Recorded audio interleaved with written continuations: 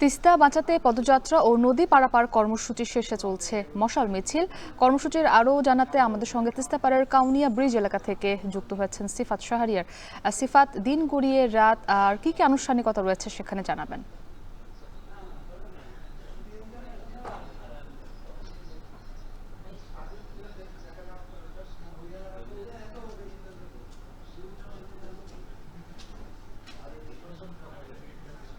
সারা দিন ব্যাপী মূলত 2 দিন ব্যাপী যে কর্মসূচি, সেই কর্মসূচির একেবারে শেষের দিকে বলা যায়।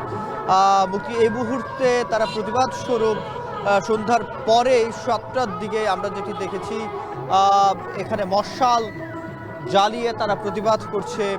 এখানে শত শত মানুষ মশাল জ্বালিয়ে তারা প্রতিবাদে অংশ নিয়েছে এবং একেবারে তিস্তার চরে সে মশাল জ্বালিয়ে দেখতেই পাচ্ছেন তারা নদীর পার পর্যন্ত পুরো জায়গাটি, পুরো চর জুড়ে প্রদক্ষিণ করছে এবং একপাশে সাংস্কৃতিক অনুষ্ঠান চলছে।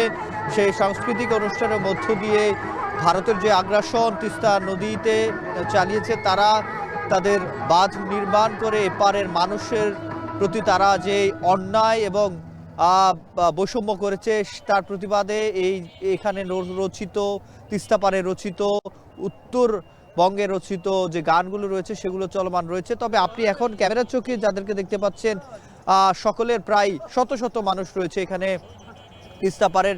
তারা মশাল জ্বালিয়ে একেবারে এ প্রান্ত থেকে শেষ প্রান্ত পর্যন্ত যাচ্ছে। তারা একেবারে তিস্তার যে ব্রিজ রয়েছে, রেল সেতু যেটি রয়েছে, তার সামনে থেকে সড়ক সেতু যেটি রয়েছে সেটি পর্যন্ত প্রদক্ষিণ করছে এবং তারা প্রতিবাদ জানাচ্ছে।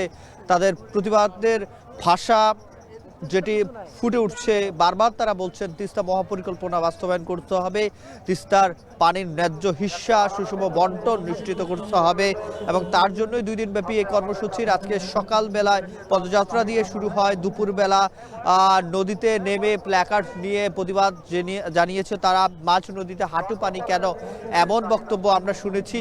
তারপরে বিকালবেলা বিএনপির ভারপ্রাপ্ত চেয়ারম্যান তারেক রহমান কথা বলেছেন। তিনি যেটি বলেছেন, ভারত বাংলাদেশের সাথে প্রতিবেশী সুলভ আচরণ করছে না, তারা প্রতিবেশী সুলভ আচরণ না করে বরং আন্তর্জাতিক যে আইন সেটি লঙ্ঘন করে পানি আটকে রেখেছে এবং বর্ষা মৌসুমে পানি ছেড়ে দিয়ে এইখানে নদী কবলিত মানুষকে দুর্ভোগে ফেলছে এবং নদীর পাড়ের মানুষের ঘরবাড়ি ভেঙে ফেলার মতো বিষয়গুলো ঘটছে।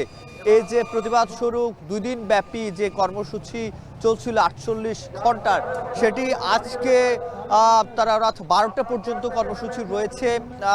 মূলত এই মশাল মিছিলের প্রতিবাদ জানানোর পরে পরবর্তীতে সাংস্কৃতিক যে অনুষ্ঠান সেটি রাতভর এখানে চলবে এবং এখানে 48 ঘন্টা শেষ না হওয়া পর্যন্ত রাতভর একবারে সকাল পর্যন্ত এখানে যে অস্থায়ী যে তাঁবু রয়েছে সেই অস্থায়ী তাঁবুতে উত্তরবঙ্গের বিশেষ করে তিস্তাপাড়ের মানুষ যারা এখানে এসেছেন তারা অবস্থান নিয়েছে এবং 11টি পয়েন্টে এই প্রতিবাদ মশাল মিছিল চলছে। তো মুক্তি এই ছিল আমার কাছে তিস্তাপাড়ের কাউনিয়া ব্রিজ এলাকা থেকে সবশেষ।